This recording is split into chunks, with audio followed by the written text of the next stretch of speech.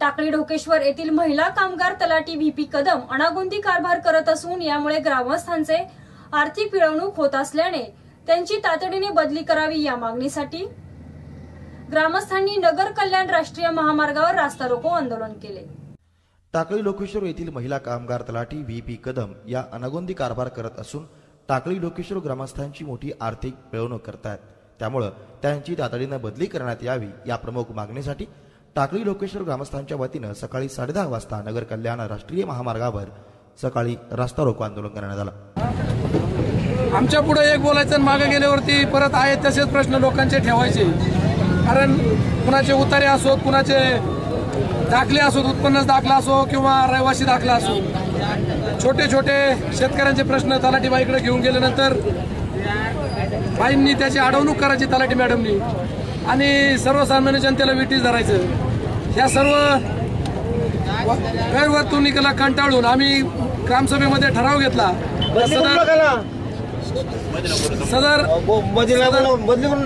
सदर मॅडम तलाठीबाईची बदली करण्यात यावी असा ठराव आपण माननीय आरडीसी साहेबांकडे पाठवलेला होता। पण त्या ठरावावरती विचार न करता तहसीलदार मॅडमनी सुद्धा तलाठी मॅडमला पाठीशी घातलं गेलं आणि मी तर म्हणतो आपल्या तहसील मॅडम सुद्धा या त्यांच्या मनमानी पद्धतीने कारभार करतात। कोणत्याही शासकीय डिपार्टमेंटचं कामकाज असलं, मीटिंग असली तर त्या जाणून बुजून हजर राहत नाहीत। या आंदोलनावेळी नायब तहसीलदार राजेंद्र माळी आणि मंडलाधिकारी शिवाजी शिंदे यांनी प्रांताधिकारी संतोष भोर यांच्याशी 10 दिवसात बदली करण्याचं लेखी आश्वासन दिल्यानंतर हा 1.5 तासानंतर रास्ता रोको मागे घेण्यात आला।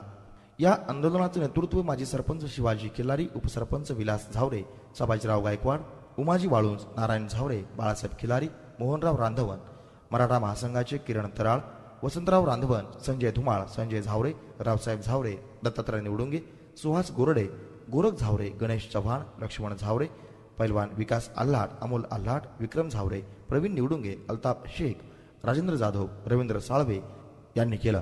त्यांच्यासह टाकळी ढोकेश्वर मधील ग्रामस्थ मोठ्या संख्येनं या रास्ता रोको आंदोलनात सहभागी झाले होते।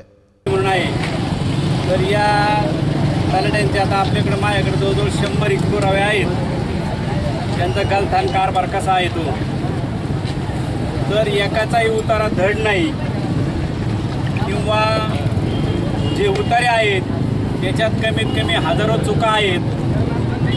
कोणाच्या पतसंस्थेचा बोजा आहे तोही कुठं काही कमी केलेला नाही, काही नाही, किंवा सोसायटीचा जो बोजा आहे जो आवाची सवा आहे, 3-4 लाखाची नुसती बोजे त्या उतार्यावर सोडून ठेवले बिनकामाचे।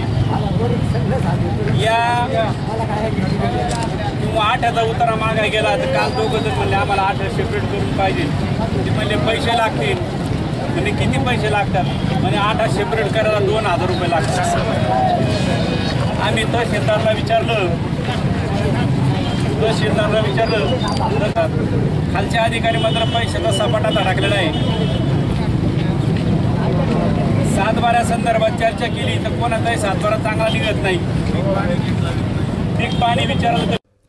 प्रतिनिधी विनोद गायकवाड, ब्युरो रिपोर्ट, जीवन न्यूज पुणे मेट्रो, टाकळी ढोकेश्वर, पारनेर।